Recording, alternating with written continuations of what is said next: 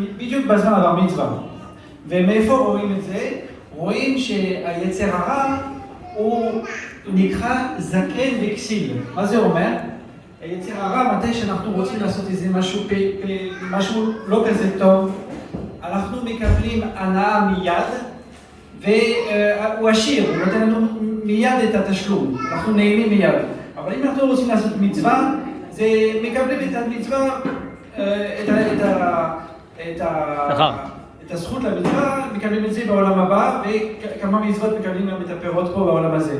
אז זה מה שרצינו להגיד לגבי הבר מצווה, שעכשיו אתה מקבל את היצר הטוב, ותדע להשתמש בו.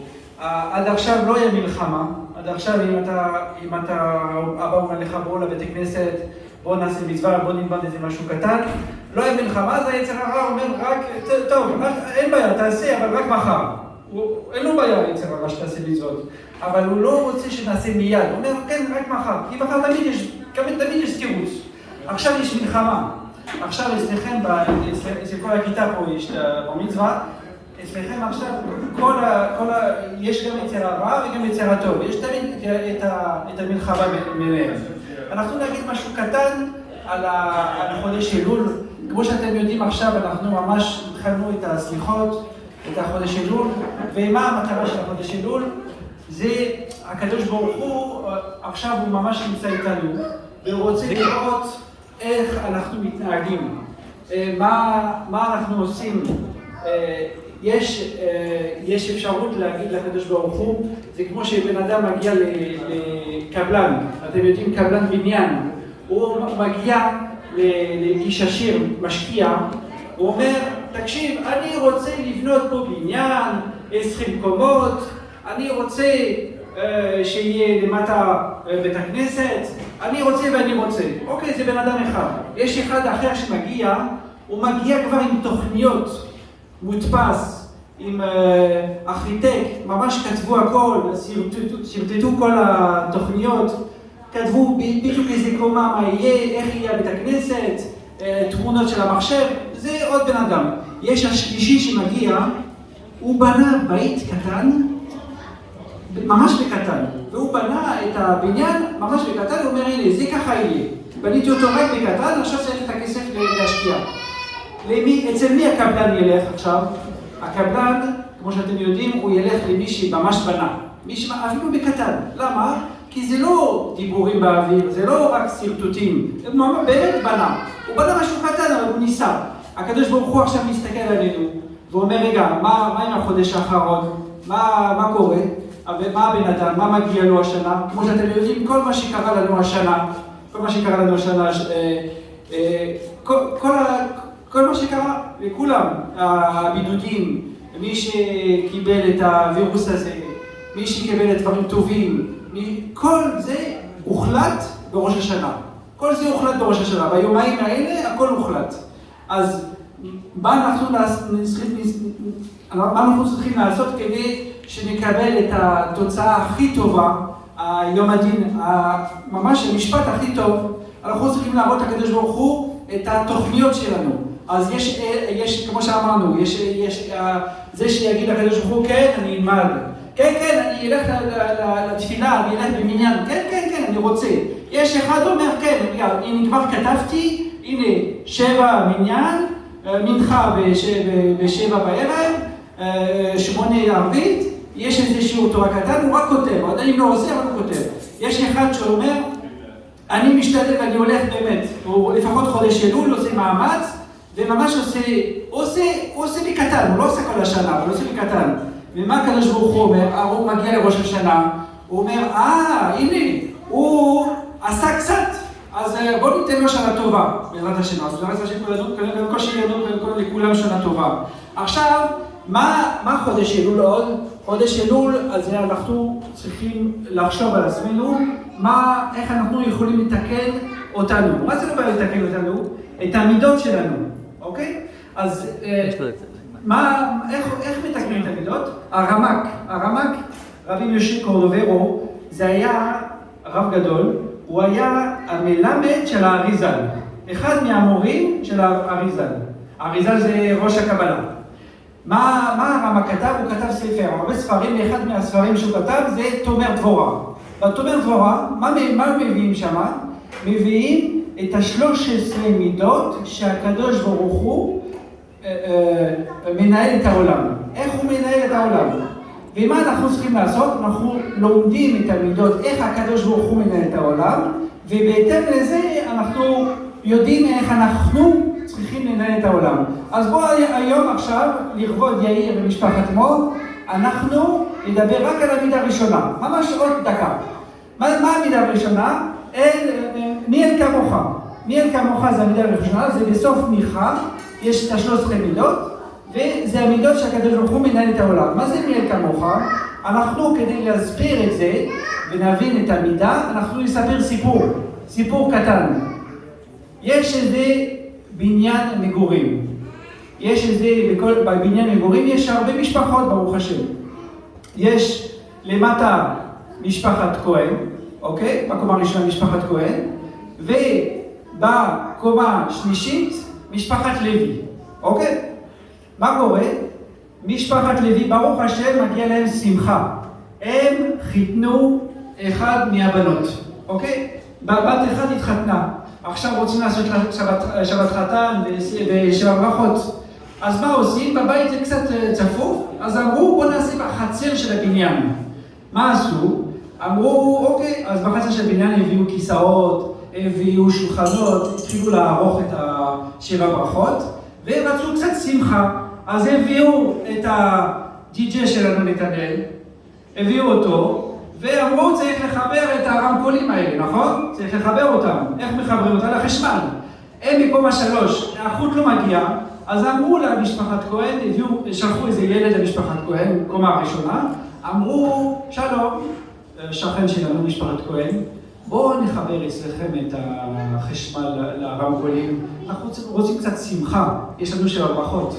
אז הוא אומר, רגע, אפילו לא שואלים אם אפשר, כן או לא, טוב, הוא פשוט אומר, בואו נכניס, הם נכנסים כבר הכניסו את החוט, בלי לשאול, פשוט נכנסו, אוקיי, טוב.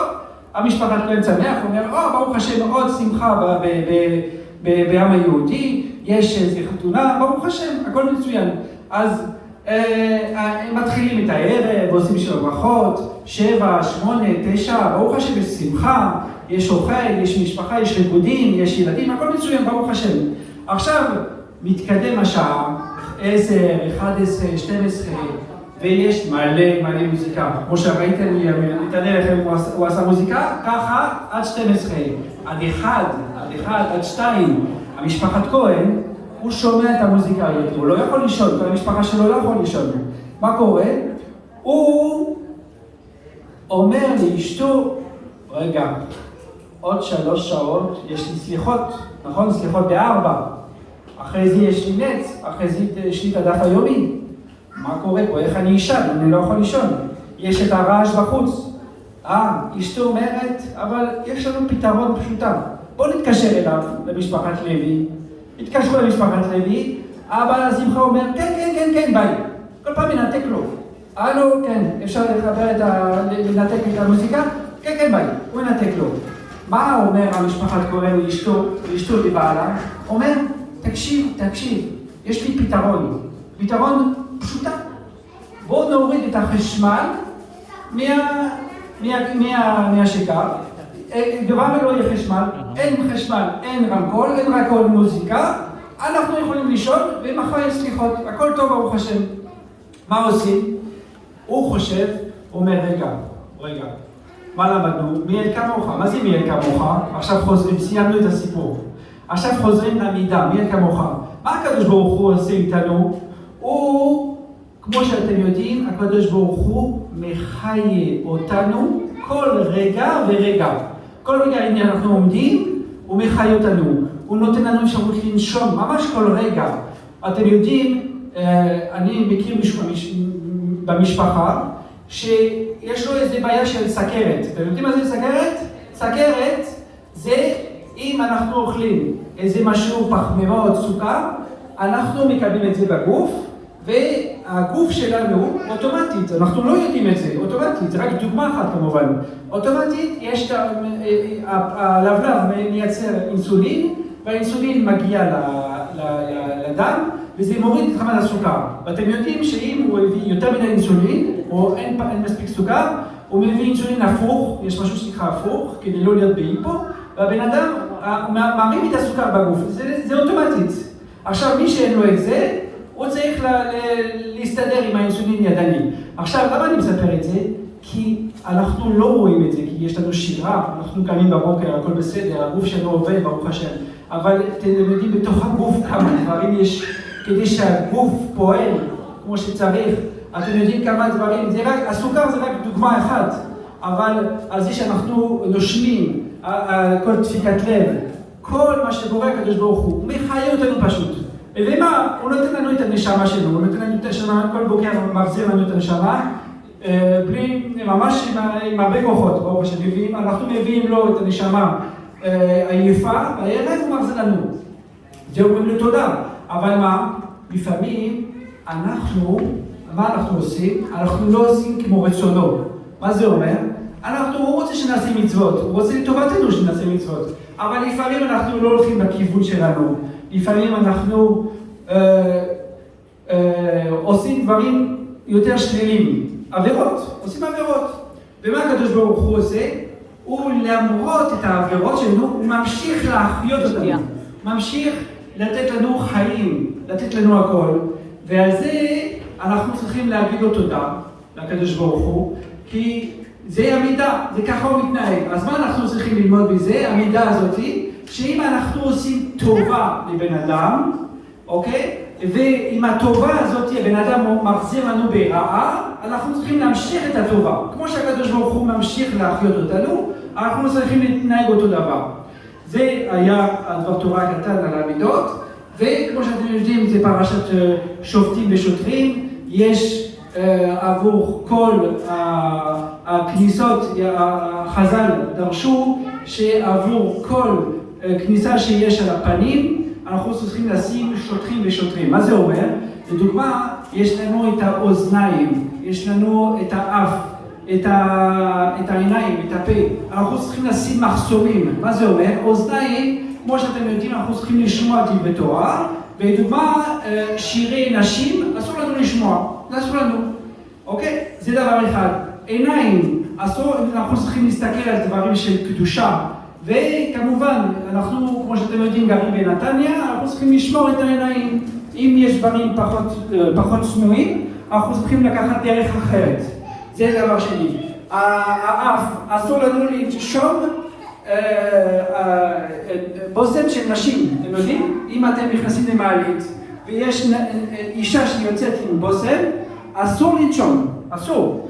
אבל צריך לנשום את הבשמים, לברך בשמים. הפה זה הכי בעייתי. אנחנו צריכים להגיד רק דברי תורה, לא להגיד לשון הרע, ולאכול דברים כשרים, ולא לאכול דברים פסולים.